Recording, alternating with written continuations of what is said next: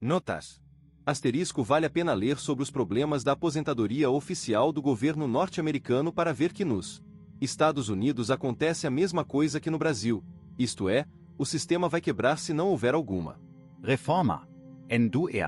Asterisco o SP500 é o índice da Bolsa de Valores norte-americana que registra, diariamente, a evolução dos preços das ações das 500 empresas mais negociadas.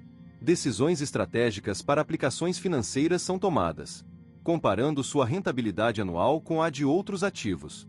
No mercado brasileiro, a comparação é feita com a taxa Selic, de renda fixa, ou com o CDI, Certificado de Depósito Interbancário, visto que os índices das bolsas de valores não são representativos e são pouco usados para comparação. Asterisco a chance de haver apenas um ganhador na Mega Sena, por exemplo, é de 1 para 53 milhões. Capítulo 1.3. Acesse o poder. Tome a decisão financeira mais importante da sua vida. Minha riqueza vem de uma combinação de vida nos Estados Unidos. Alguns genes de sorte e juros compostos. Warren Buffett. Vamos entrar em ação agora. É hora de começar nossa jornada, acessando o poder capaz de criar uma verdadeira riqueza para qualquer pessoa. Não se trata de um esquema fique rico rapidamente, e não é o que a maioria das pessoas imagina que as libertará financeiramente ou as deixará milionárias. A maioria das pessoas está mais interessada em fazer uma alta pontuação, um inesperado lucro financeiro, para acreditar, então, que sua vida está resolvida. Mas é preciso encarar de frente. Nós não vamos ganhar o nosso caminho para a riqueza. Esse é um erro que milhões de norte-americanos cometem. Nós achamos que, se trabalharmos mais, com mais inteligência, por mais tempo, vamos alcançar nossos sonhos financeiros, mas o nosso salário, isoladamente, não importa quão alto seja, não é a resposta. Lembrei-me dessa verdade fundamental em um recente encontro com o notável economista Barton Malkiel, autor de um livro clássico sobre finanças, A Random Walk Down Wall Street. Fui visitar Malkiel em seu gabinete na Universidade de Princeton porque eu admirava não apenas sua trajetória, mas também seu estilo pragmático. Em seus livros e entrevistas, ele parece um franco atirador, e no dia em que o conheci não foi diferente. Eu queria ouvir sua percepção sobre algumas armadilhas que as pessoas enfrentam em todas as fases de sua atuação como investidoras. Afinal, aquele era o cara que ajudará a criar desenvolver o conceito dos fundos de índice, uma maneira de um investidor médio se equiparar aos mercados ou imitá-los, uma maneira pela qual qualquer mesmo com uma pequena quantia, pode possuir uma parcela do amplo mercado de ações e ter uma autêntica diversidade no portfólio, em vez de ficar preso à possibilidade de comprar um pequeno número de ações de uma ou duas empresas. Hoje, essa categoria de investimentos representa mais de 7 trilhões de dólares em ativos. De todas as pessoas que eu tinha planejado entrevistar para este livro, ele era um dos mais qualificados para me ajudar a desfazer a confusão, e tanto falar sobre Wall Street quanto avaliar o atual panorama de investimentos. Qual é o passo mais errado que a maioria de nós dá desde o início? Malkiel nem hesitou quando lhe fiz esta pergunta. Ele respondeu que a maioria dos investidores não consegue aproveitar ao máximo o incrível poder da capitalização composta, o poder multiplicador do crescimento vezes crescimento. Os juros compostos são uma ferramenta tão poderosa que, certa vez, Albert Einstein a considerou a invenção mais importante em toda a história da humanidade. Mas eu me perguntava, se ela é tão incrível, por que tão poucas pessoas aproveitam plenamente? Para ilustrar o poder exponencial da capitalização composta, Malkiel compartilhou comigo a história dos irmãos gêmeos William e James, com estratégias de investimento que não poderiam ser mais diferentes entre si. Esse exemplo é dado em um de seus livros, de modo que eu já estava familiarizado com ele, mas ouvi-lo contar ao vivo foi uma experiência incrível, um pouco como ouvir um Bruce Springsteen de 81 anos tocar uma versão acústica de Born to Run em sua sala de estar. Na história, William e James acabam de completar 65 anos, a idade usual da aposentadoria. William leva uma vantagem sobre seu irmão, tendo aberto uma conta de aposentadoria aos 20 anos e investido $4.000 por ano nas 2 décadas Seguintes.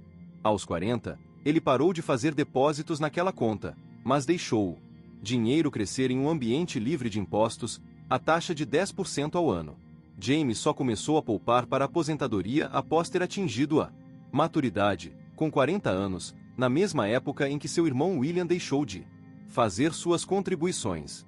A exemplo do irmão, James investiu $4.000 por ano, também com retorno de 10%, isento de impostos, mas manteve o investimento até completar 65 anos, 25 anos ao todo. Em suma, William, o irmão que começou primeiro, investiu um total de $80.000, 4.000 por ano multiplicação 20 anos, a 10%, enquanto James, o novato, investiu $100.000, 4.000 por ano multiplicação 25 anos, a 10%. Qual irmão tinha mais dinheiro em sua conta na hora da aposentadoria? Eu sabia aonde Malquiel queria chegar com isso, mas ele contou a história com tanta alegria e entusiasmo que era como se eu a estivesse ouvindo pela primeira vez. A resposta, naturalmente, era o irmão que tinha começado mais cedo e investido menos dinheiro. Quanto a mais ele tinha na conta? Acredite se quiser, 600% a mais. Agora, dê alguns passos atrás e coloque esses números no contexto. Se você pertence à geração Y, ou à geração X, ou é até mesmo fruto da geração do Baby Boom, preste muita atenção a essa mensagem, e saiba que o conselho se aplica a você, independentemente de onde você estiver em sua linha do tempo. Se tiver 35 anos de idade e captar subitamente o poder da capitalização composta, vai desejar ter começado a fazer isso aos 25 anos. Se tiver 45 anos, vai desejar ter começado aos 35. Se estiver com 60 ou 70 anos, vai pensar na montanha de dinheiro que poderia ter construído e economizado se tivesse começado a construí-la e economizar quando tinha 50 ou 60. E assim por diante. No exemplo de Malquiel, foi William, aquele que tinha começado cedo e parado de economizar antes mesmo de seu irmão começar a fazê-lo, quem acabou terminando com quase $2,5 milhões. E foi James, que tinha economizado até os 65 anos, quem acabou com menos de $400.000.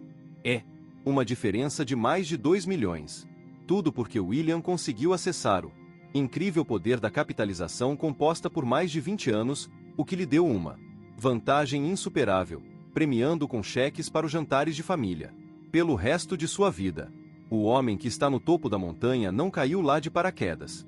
Vince Lombardi.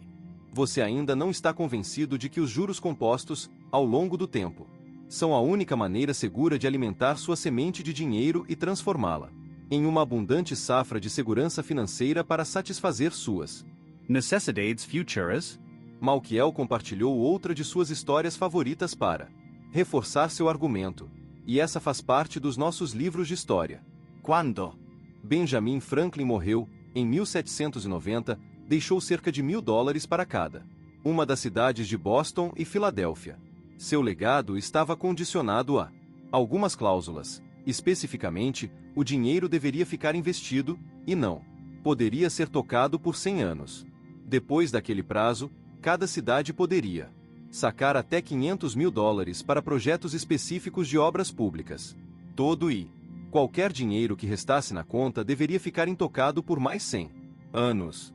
Finalmente, 200 anos após a morte de Franklin, um período que testemunharia as ações crescerem a uma taxa composta média de 8%, cada cidade estaria autorizada a receber o saldo, o que, em 1990, correspondia aproximadamente a $6,5 milhões. Imagine $1.000 SE.